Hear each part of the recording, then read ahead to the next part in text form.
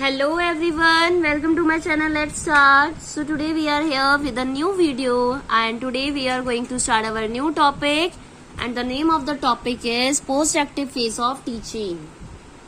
So teaching के phases पढ़ रहे थे, जैसे कि हमें पता है 3 phases होते हैं teaching के, pre-active, post-active, preactive, interactive and post active, ये 3 फेजेस थे. ऑलरेडी हम preactive and interactive phase of teaching हम कर चुके हैं. Now this is your third phase of teaching, post active phase of teaching. If अगर आपने मेरे प्रीवियस 2 टॉपिक्स वाली वीडियो नहीं देखी है तो राइट हैंड साइड पे ऊपर आई आइकन शो हो रहा होगा आपको, यहाँ पे इधर की तरफ आप उस पर क्लिक करोगे तो आपको वो 2 वीडियोस दोनों की मिल जाएंगी. दोनों वीडियो के आई आइकन आपको वीडियो के ऊपर शो हो रहे होंगे. तो आप पहले preactive and interactive phase of teaching के बारे में जानिए, देन उसके बाद हम post active phase of teaching, जो कि लास्ट फेज है टीचिंग का, इसके बारे में हम जानेंगे. Post teaching phase is one that involves teachers activities, जिसके अंदर ये वो फेज है जिसमें टीचर्स की एक्टिविटी इन्वॉल्व होती है, लाइक एनालाइज करना, इवेलुएट करना, अपने रिजल्ट को डिटरमाइन करना, स्टूडेंट्स की लर्निंग, स्पेशली उनकी प्रॉब्लम अंडरस्टैंडिंग स्पेसिफिक एरिया, ताकि वो कितना जो टीचर ने पढ़ाया उस पर बच्चों को इवेल्युएट करना कि कितना समझ आया है और उसके अकॉर्डिंग अपने रिजल्ट को खुद ऑब्जर्व करना, एनालाइज करना. तो post active phase concern with the evaluation activities.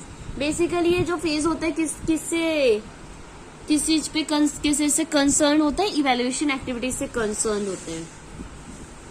इसमें हम कई तरह के टेस्ट, क्विजेस, एक्टिविटीज या डिफरेंट तरीके टेस्ट लेते हैं, जिसके दौरान हम ऑब्जर्व करते हैं बच्चे को कि बच्चा कितने अच्छे से लर्न कर रहा है, कितने अच्छे से रिस्पॉन्स कर रहा है. इसके दौरान हम ये पता लगाते हैं कि उसमें बच्चे को जो टॉपिक हमने एज अ टीचर क्लास में इंट्रोड्यूस करा है, लेसन प्लान लिया है, डिलीवर किया है जो भी क्लास में, उसका इम्पैक्ट बच्चे पे क्या पड़ा है, कितना बच्चा लर्न कर पाया है, कितना बच्चे को सीखने को मिला है. इस फेज में टीचिंग टास्क सम अप होता है, पूरा एड ऑन होता है. टीचर आस्क करती है क्वेश्चन बच्चों से वर्बली या रिटन फॉर्म में, ताकि बच्चों के बिहेवियर्स को मेजर कर सके प्यूपिल के, सो वो अचीवमेंट जितना अपने अचीवमेंट को भी इवेल्युएट कर पाए करेक्टली. टीचिंग एक इनकम्प्लीट प्रोसेस है अगर हम इवेल्युएशन नहीं करते.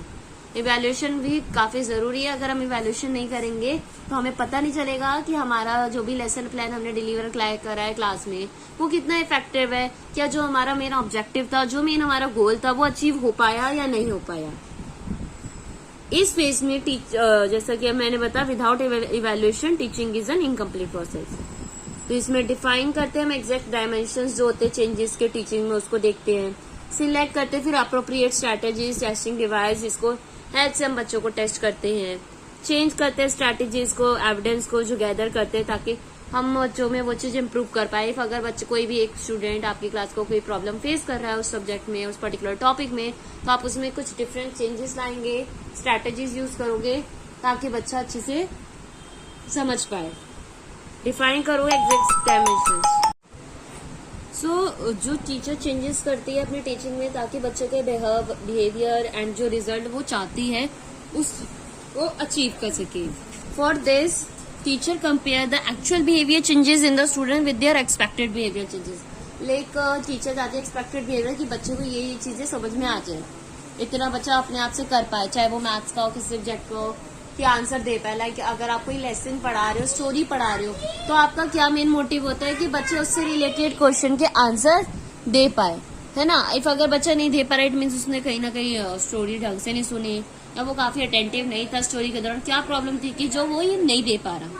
Selecting appropriate testing devices and techniques. Teacher क्या करती है, डिफरेंट डिवाइसेज यूज करती है, टेक्निक्स यूज करती है, ताकि बच्चे के एक्चुअल बिहेवियर को चेंजेस को कंपेयर कर सके उसके डिजायरेबल चेंजेस से जो एज अ टीचर आप चाहते हो.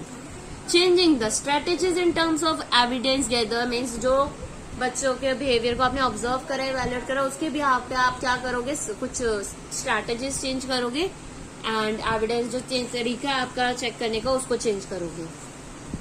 Teaching is a complex activity. As you know कि टीचिंग एक कॉम्प्लेक्स एक्टिविटी है. ये प्रोसेस काफी कॉम्प्लेक्स है, इजी तो है नहीं, क्योंकि अब एज अ टीचर आपका सिर्फ ये वर्क नहीं होता कि जाओ लेसन डिलीवर करो, हो गया काम. No, your work is not limited, या आपका टास्क यहाँ तक ही सीमित नहीं है. आपको बच्चे की आप ये कह सकते हो उसकी जो भी उसकी अच्छाई है या उसको जो भी पसंद है, उसकी नापसंद, इन सब चीजों को आपको ध्यान में रखते हुए या उसकी जो इंटरेस्ट है, एप्टीट्यूड है, लेवल ऑफ नॉलेज है, इन सबको ध्यान में रखते हुए आप लेसन प्रिपेयर करते हो। तो अब ये जो टीचिंग है ना, एक कॉम्प्रिहेंसिव प्रोसेस है एंड ट्रेमेंडस चेंजेस आते हैं जब हम अंडरस्टैंड करते हैं टीचिंग को एंड टीचर के रोल को। टीचिंग कॉन्सेप्चुअलाइज की जाती है, एक एक्टिव इंटरेक्टिव प्रोसेस है जो कॉन्शियसली डिजाइन किया जाता है एनवायरनमेंट में, स्टूडेंट के क्रिएट किया जाता है। Teacher may I may not be present, but एक जो पर्पस होता है वो पूरा होना चाहिए। जो भी एक्टिविटीज ऑर्गेनाइज की जाती है टीचर के द्वारा ताकि लर्निंग हो पाए, इनसाइड या आउटसाइड क्लासरूम जो भी टीचर अरेंज करती है। तो एक टीचर का रोल सीमित नहीं है, काफी कॉम्प्लेक्स प्रोसेस इसलिए कहा गया है कि क्लास तक ही सीमित नहीं है। टीचर प्रेजेंट है तो भी उधर बच्चे एक्टिव होने चाहिए। In the absence of teacher some as you know कि थोड़ा बहुत होता है कि टीचर को इधर उधर शिफ्ट होना होता है, तो उसमें थोड़ी देर के लिए क्लास खाली होती है, कुछ रीजंस होते हैं, तो उसमें भी क्लास एक्टिवली हो, किस तरह से बिहेव करे, ये भी टीचर को ध्यान में रखना होता है। टीचर की एब्सेंस में भी बच्चे किस तरह से बिहेव कर रहे हैं, ये भी एज अ टीचर आपका वर्क होता है। तो ये था third phase, post active phase of teaching. Now हमारे तीनों फेजेस डन होते हैं। मैं अब आपके साथ कुछ नेक्स्ट वीडियो में ना जो भी मैं आपके साथ शेयर करूंगी उसमें कुछ मैगजीन्स हम पढ़ेंगे टीचिंग के, जो हमें ध्यान रखने चाहिए पढ़ाते समय एज अ टीचर। सो आज के लिए इतना ही। वीडियो अच्छी लगी हो लाइक शेयर तो कर ही दीजिएगा एंड कमेंट करके जरूर बताइए कैसी लगी वीडियो, ताकि मुझे भी पता चले मेरी वीडियो कैसी है और आपकी कितनी हेल्प हो पाए। एंड जाने से पहले चैनल को सब्सक्राइब कर दीजिए ताकि और भी ऐसी वीडियोस मैं आपके साथ शेयर करती रहूं।